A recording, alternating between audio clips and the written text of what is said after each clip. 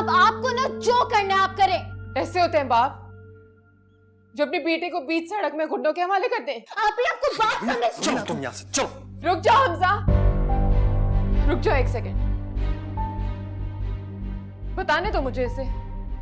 जानना चाहती हूँ उस रात मेरे साथ क्या हुआ था। बताओ मैं तुम्हें किस अजियत से गुजरी थी। मैं एक्सप्लेन करो मैं इसे हमजा।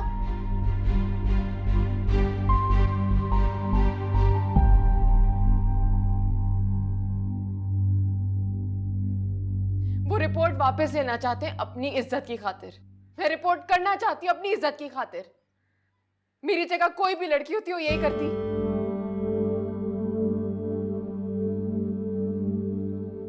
जिस तरह उस रात इस घर की बेटी मरी थी ना, उस रात मेरा बाप भी मर गया था।